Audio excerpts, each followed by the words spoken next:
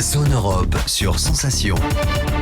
Bonsoir et bienvenue dans Zone Europe sur Sensation, une émission enregistrée au Parlement européen de Bruxelles et réalisée en association avec TV78. Voici le sommaire de ce nouveau numéro. L'eurodéputée Marie-Pierre Védrenne sera notre invitée, l'occasion d'évoquer avec elle les relations commerciales avec l'Union européenne. Stabilité politique, une économie attractive et un niveau de vie attrayant, l'accueil des réfugiés en Europe, nous verrons comment ça se passe chez nos voisins. Voyager dans l'assiette, le chef du restaurant parisien Le Sormani nous dévoilera sa recette de raviolis de veau aux truffes, une recette inspirée par ses racines italiennes. Mais tout de suite, que fait l'Europe dans notre quotidien? Alberto Bellivaca, chargé de mission Europe Direct en Seine-et-Marne, nous parle des droits des passagers aériens. Zone Europe. Michel Delpech, dans son morceau Vue d'un avion un soir, il chantait ainsi. D'ici le sable est blond, d'ici la mer est bleue, d'ici on pourrait croire que les gens sont heureux. La terre est un paradis vu d'avion. Cette invitation au voyage est formidable. Mais il faut bien monter dans l'avion pour pouvoir prendre le plaisir de flâner sur les nuages. En effet, même si prendre l'avion peut être lié à un moment joyeux comme un voyage, quelques jours de vacances ou un départ en mobilité, il peut arriver que l'expérience ne soit pas à la hauteur des attentes. Vous en avez peut-être déjà fait l'expérience. Vous partez en mobilité étudiante pour prendre enfin l'envol et votre compagnie vous met du plomb dans les ailes. Vol annulé, retardé, refus d'embarquement. Même une petite période de détente peut vite virer au cauchemar. Toutefois, même si vous êtes à l'aéroport, désespéré, pas de crainte. L'Union européenne prévoit un cadre pour que vous puissiez faire valoir vos droits en cas d'ennui lors de votre périple européen. Depuis 2004, les passagers des compagnies aériennes européennes, et ceux au départ du territoire d'un État membre, possèdent des droits en cas d'annulation de leur vol et de refus d'embarquement. Un règlement européen leur garantit en effet une compensation financière, un réacheminement sur un autre vol ou un remboursement du billet, ainsi qu'une assistance à l'aéroport. En règle générale, la compensation est actuellement comprise entre 200 et 600 euros. En plus, si vous redoutez les démarches administratives que la réclamation pourrait impliquer, vous pouvez être accompagné en prenant contact avec les organismes nationaux prévus à cet effet. Grâce à ces mesures, vous n'avez qu'à plier bagages et faire le saut dans l'inconnu pour explorer tous les recoins de l'UE. Les amis européens, n'oubliez pas votre carte d'identité nationale, munissez-vous de votre carte européenne d'assurance maladie et bon vent. Zone Europe, l'invité politique. Je reçois Marie-Pierre Védrenne, bonjour. Bonjour. Alors vous êtes membre du groupe Pronio Europe, vice-présidente de la Commission du commerce international. Ensemble, on va évoquer les relations commerciales de l'Union européenne. Il existe différents accords commerciaux de libre-échange entre l'Union européenne et plusieurs pays.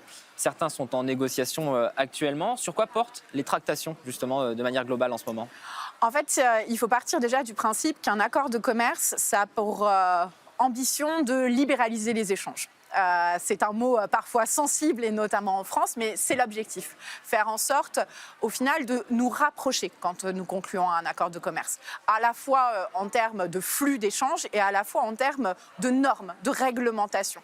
Contrairement d'ailleurs au Brexit, où ça a été la négociation d'un accord de commerce un peu particulier, cette fois avec un État qui quittait l'Union européenne. Mais c'est vrai qu'il y a plusieurs types d'accords. Il y a les accords génériques de commerce, ce qu'on appelle les accords de libre-échange. Il y a aussi des accords sur les investissements, parfois des accords sur des sujets particuliers. Par exemple, entre la Chine et l'Union européenne, il y a eu un accord sur les indications géographiques. Et puis, il faut avoir en tête qu'avec certaines parties du monde, notamment nos partenaires africains, nous concluons ce qu'on appelle des accords de partenariat économique, qui sont en fait conclus dans un objectif d'être plus favorables sur l'entrée sur notre marché aux pays africains. Alors, vous parliez des négociations avec la Chine, il y a aussi le Japon, les États-Unis. En ce moment, ça porte sur quoi les négociations? Est-ce qu'on baisse les taxes justement de certains produits en échange de réciprocité sur cela? On avait vu que les États-Unis avaient taxé des produits européens, on avait répondu en taxant des produits américains. Où ça en est aujourd'hui? En fait, peut-être avant d'avoir un focus spécifique sur ces pays, dire qu'effectivement, il y a des accords qui sont déjà conclus et donc qui sont mis en œuvre. Et l'enjeu de la mise en œuvre est un élément fondamental. Il faut toujours partir de l'état d'esprit qu'on ne conclut pas un accord de commerce juste pour conclure un accord de commerce. Ce n'est pas une fin en soi. C'est effectivement de favoriser l'échange, de travailler sur la réciprocité, de gagner des choses dans chaque accord, mais le sujet de la mise en œuvre est vraiment essentiel. Et c'est là où je dirais aussi que le bas blesse au sein de l'Union européenne. Donc il y a des accords conclus, il y a des accords effectivement en négociation. Par exemple, à l'heure actuelle, avec l'Australie, avec la Nouvelle-Zélande, nous échangeons avec ces pays dans l'objectif de conclure un accord de commerce. Il y a des accords qui sont déjà conclus et qui posent problème. L'exemple type, le Mercosur. D'autant plus que ça fait débat au sein de l'Union. Ça fait débat au sein de l'Union dans les États membres. Et puis, il faut dire que les choses sont un peu gelées vis-à-vis de cet accord parce que le Parlement européen a adopté, il y a maintenant un peu plus d'1 an et demi, un amendement dont j'avais la charge pour dire pas de Mercosur en l'état. Parce qu'on voit aussi que des périodes de négociation sont parfois très longues, comme celle du Mercosur. 20 ans de négociation. Et en 20 ans, le monde a changé, notamment avec la place de la Chine. Et puis, des nouveaux enjeux qui émergent en matière commerciale. On veut qu'il y ait plus de cohérence de notre politique commerciale avec les autres politiques, dont nos gros sujets fondamentaux, à la fois la lutte contre le réchauffement climatique et à la fois la numérisation de nos sociétés. Donc il faut que tous ces accords tiennent compte de ces enjeux-là. Après, pour répondre à votre question plus spécifiquement vis-à-vis des États-Unis, c'est un petit peu particulier. Parce que, rappelez-vous, il y a eu une négociation d'un accord commercial qu'on appelait le TTIP ou le TAFTA, qui a échoué des deux côtés de l'Atlantique. Donald Trump, quand il est arrivé à la Maison-Blanche, avait dit qu'on arrêtait. Et puis, côté européen, il y avait aussi énormément de questions parce que c'était un accord très large et on n'était pas convaincu qu'il allait défendre réellement aussi notre les intérêt. intérêts européens. Donc, il faut prendre la mesure de tout ça. Et puis, je pense que ce qu'il faut dire aussi, c'est que en début d'année 2021, la politique commerciale a revu un peu sa stratégie. La Commission a proposé de nouvelles orientations basées sur 3 piliers. Une politique commerciale ouverte, une politique commerciale durable, donc tenant compte des enjeux changement climatique, et une politique commerciale plus ferme. Et c'est ce sujet aussi qui nous occupe là en ce moment, spécifiquement avec la présidence française du Conseil de l'Union européenne. En écho avec ce que je vous disais, un accord de commerce, ce n'est pas une fin en soi. L'objectif de la politique commerciale, c'est de réellement défendre nos intérêts, nos ambitions, nos valeurs. Donc il faut avancer là-dessus. Vous pensez qu'après ce qui s'est passé avec la vente des sous-marins justement de la France à l'Australie, la volonté de la France en tant que présidente du Conseil de l'Union européenne pendant les 6 prochains mois, c'est justement d'être plus ferme à cause de ce qui s'est passé? Vous pensez que c'est pas que lié à cette situation et à AUKUS. C'est oublié aujourd'hui, ça? C'est pas nécessairement oublié parce que on voit bien que entre alliés, c'est pas un comportement qui est acceptable. Après, c'est pas question d'oublier ou ne pas oublier. L'enjeu, c'est défendre nos intérêts et défendre notre vision. C'est pour ça que la vision française d'une politique commerciale beaucoup plus ferme, on la porte depuis des années et on voit des pas se concrétiser chaque jour. J'évoquais l'amendement sur le Mercosur. Il y a aussi la mise en place du procureur commercial, Denis Rodonnet, qui était une volonté française, qui a été mise en place sous ce mandat. Donc on voit les changements. Donc c'est en fait un cadre global qui dit qu'on doit passer du libre-échange au juste échange et qu'on doit passer réellement sur la défense de l'entièreté des intérêts européens, une unité européenne et non pas que la défense de l'industrie automobile allemande, par exemple. Et c'est vrai que au-delà de l'AUKUS, moi je pense que ce qui nous a aidés dans cette position-là, c'est le choc du Covid.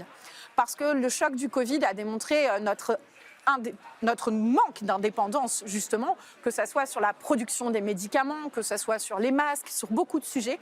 Et c'est là où on est dans une réforme globale de la politique commerciale, la politique industrielle et la politique de concurrence. Justement, à ce sujet, vous vous êtes rendu aux États-Unis avec d'autres eurodéputés. C'était quoi l'objectif de ce déplacement? Et est-ce que finalement, on ne peut pas en vouloir aux Américains parce que c'est peut-être un allié indispensable face à l'Asie et à la Chine, justement? En fait, l'objectif est effectivement de ne pas tomber dans une appréciation binaire pour ou avec les Américains contre la Chine ou avec la Chine contre les Américains. Et c'est tout ce concept d'autonomie stratégique. Et c'était ça l'enjeu du déplacement aux États-Unis aussi, d'expliquer notre chemin dessiné par l'Union européenne, d'expliquer l'autonomie stratégique. Il faut rappeler que le déplacement que j'ai eu le plaisir et l'honneur de faire, c'était aussi juste avant le sommet sur la démocratie. Donc c'était rappeler aux Américains que nous sommes effectivement des alliés, que nous voulons être dans une logique de coopération et non pas de confrontation comme nous l'avons été avec la période Donald Trump. Mais c'était leur dire aussi que de manière assez ferme que parfois nous avons des sujets de différents. Et notamment sur le terrain commercial, la question de l'extraterritorialité et des sanctions américaines sur des entreprises européennes, souvent aussi françaises.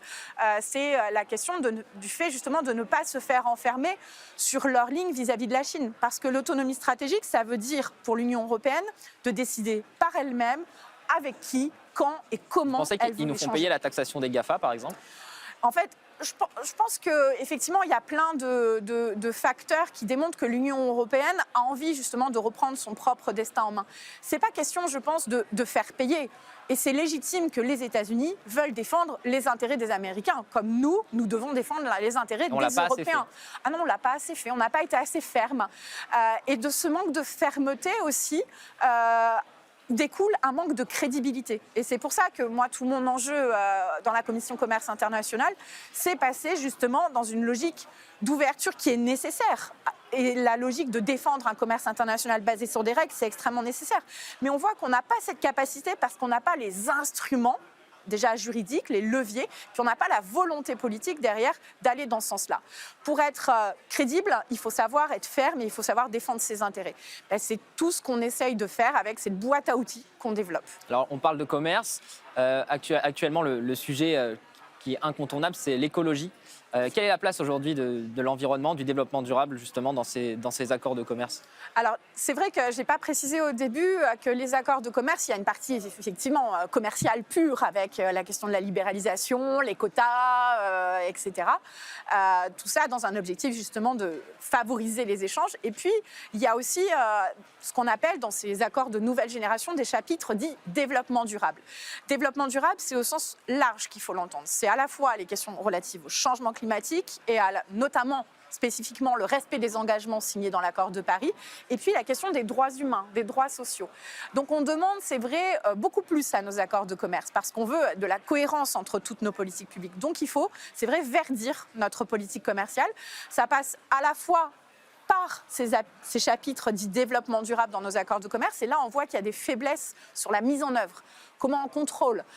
Moi, je suis par exemple pour le fait d'imposer une sorte de gradation dans les sanctions. C'est-à-dire que si nos partenaires ne respectent pas des engagements... Des sanctions rapides.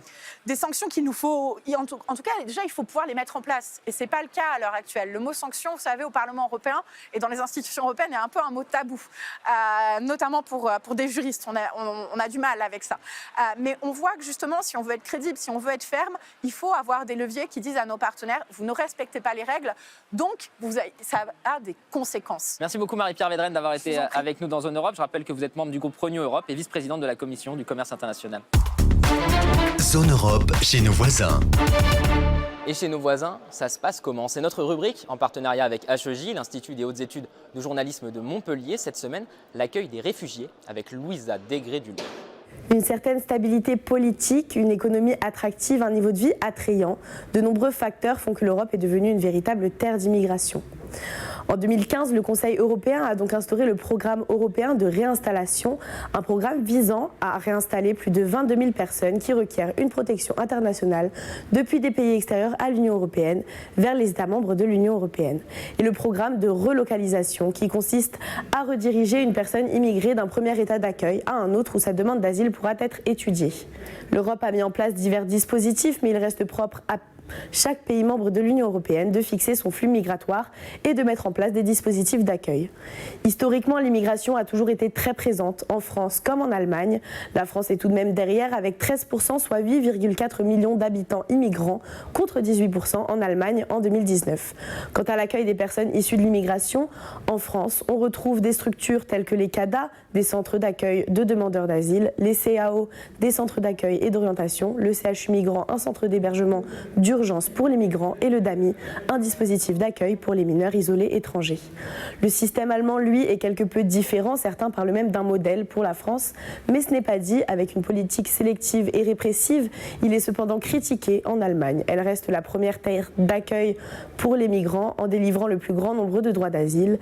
L'Allemagne est également en première ligne lorsqu'il s'agit de l'accueil d'enfants mineurs, malades ou non accompagnés. Zone Europe Voyage. On en vient maintenant à notre rubrique Voyager dans l'assiette. Cette semaine, le terroir italien est à l'honneur. Franck Potier, Sodaro et Vincent Gutierrez du restaurant Sormani à Paris nous dévoilent leur recette des raviolis à la truffe. Nous voici dans les coulisses du Sormani avec notre chef exécutif Vincent Gutiérrez et on va vous montrer comment élaborer nos raviolis de veau qu'on fait nous-mêmes bien sûr. Donc Vincent va vous passer dans le laminoir la pâte ici présente.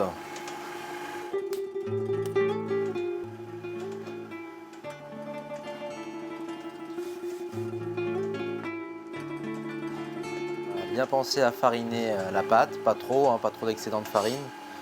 Juste ce qu'il faut pour passer avant dans le laminoir. Donc voilà, bien passer la pâte dans le laminoir et vous la repliez, voilà, bien la passer. Et au fur et à mesure que vous la passez, on va réduire le laminoir à chaque fois, voilà. Voilà, donc au fur et à mesure, avec le laminoir, vous avez la pâte qui va s'allonger et qui va devenir de plus en plus fine.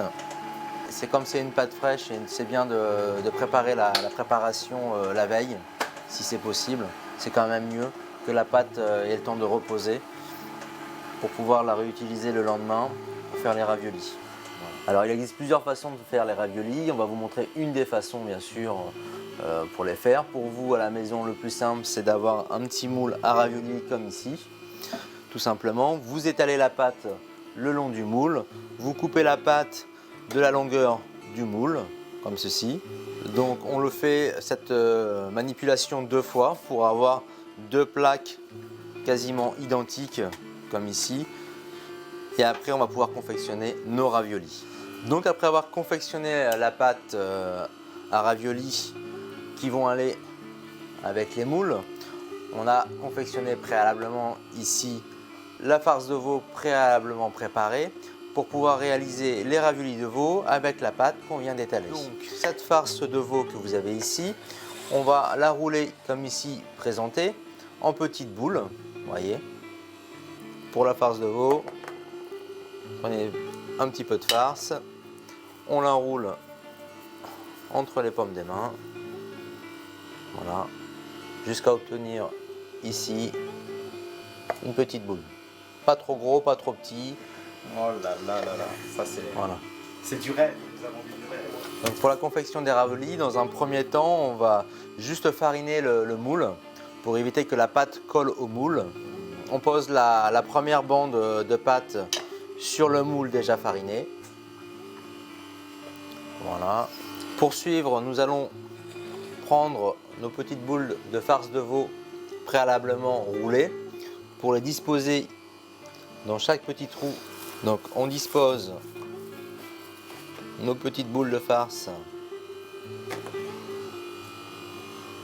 Maintenant, avec un pinceau, on va juste déposer le jaune d'œuf juste au bord pour pouvoir coller après la deuxième plaque de pâte. Bueno. Voilà. Après avoir disposé la pâte, les farces et le jaune d'œuf, voilà, on appuie un tout petit peu pour qu'elle rentre bien dans le moule. Après avoir appuyé sur les boules sans appuyer trop non plus, on va redisposer la deuxième plaque de pâte.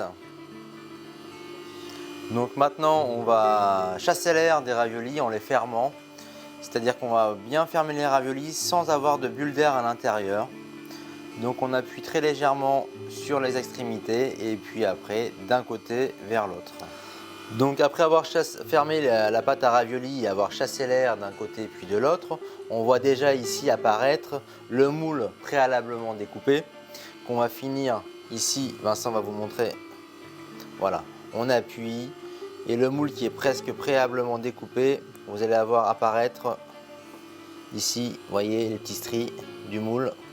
En appuyant bien sur le rouleau, on va enlever l'excédent de pâte autour.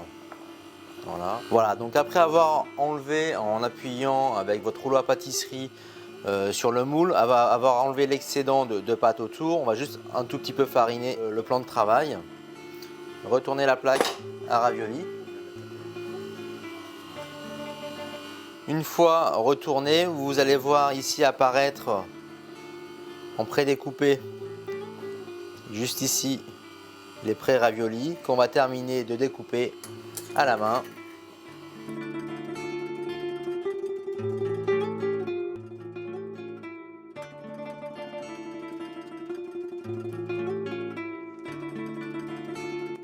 Alors ici, on est sur une roulette striée pour avoir un côté déco, mais à la maison, vous n'êtes pas obligé d'avoir la petite roulette striée. Vous pouvez faire également au couteau, hein, tout simplement. Ça marche aussi. Hein. Voilà, donc là, on va juste enlever la farine, l'excédent de farine. Voilà, très légèrement. Et on a nos raviolis.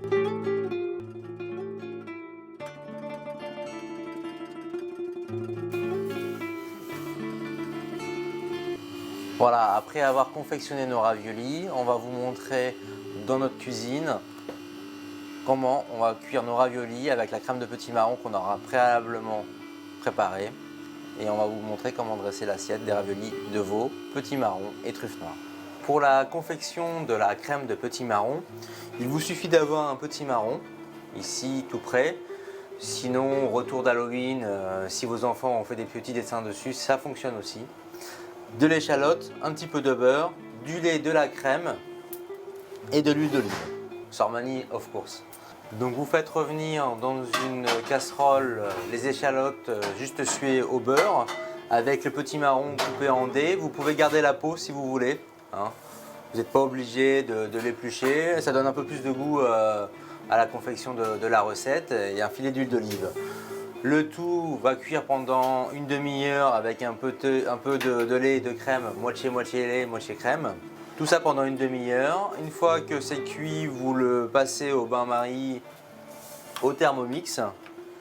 Et pour avoir un résultat Qui se trouve ici. voilà. Voilà, donc Vincent est en train de chauffer la crème de petits marrons qui va nous servir à faire le fond de notre assiette. Avec les billes de petits marrons ici pour la décoration. L'eau préalablement chauffée pour cuire nos raviolis. Voilà, donc là Vincent est en train de réchauffer la crème de petits marrons pour avoir une belle texture. Les billes de petits marrons pour la décoration. Juste ici, nous avons une casserole avec un peu de fond de veau et du beurre. Juste consommé de veau, effectivement, Vincent. On va cuire ici nos raviolis de veau, les plonger dans le consommé de veau pour leur donner une belle texture. Et juste avant, on va prendre la crème de petits marrons qui sera chaude pour dresser notre assiette. Donc la cuisson des raviolis, on plonge nos raviolis dans l'eau bouillante salée pour la cuisson. Et comme toute pâte, il faut bien les remuer délicatement, mais les remuer quand même pour ne pas qu'elles collent entre elles. Voilà, pour la cuisson de la pâte, il faut compter pour de la pâte fraîche comme ici environ 2 petites minutes. Petite astuce pour voir si la pâte est cuite. Vous voyez, regardez ici, elle commence à gonfler. Voilà, le ravioli commence à gonfler. Voilà, donc juste après cuisson, on va les sortir de l'eau. Bueno. Et on les pose. Voilà, là on pose nos raviolis dans notre consommé. Délicatement. Et on termine par une toute petite pointe de cerfeuil. C'est ce qui va nous donner la petite coloration, le cerfeuil dans l'assiette sur les raviolis et au final un tout petit peu de parmesan. Le Parmigiano Reggiano, ce qui va nous donner un tout petit peu de goût, mais surtout c'est ce qui va nous permettre de lier un tout petit peu la sauce et de bien enrober nos raviolis. Alors pour le dressage, on prend ici une assiette plutôt avec un fond plat dans lequel voilà, on va juste dans l'assiette prendre une assiette à fond plat, y additionner la crème de petits marrons et ensuite voilà, très légèrement. C'est un jeu d'enfant. Hein. Ça se fait tout seul, vous pouvez le faire avec vos enfants, c'est marrant. Voilà. On dispose dans l'assiette les raviolis de veau.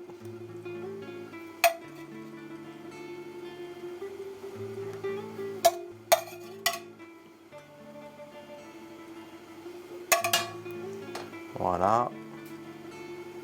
Pour la décoration de l'assiette, les petites billes de petits marrons, on les parsème dans l'assiette.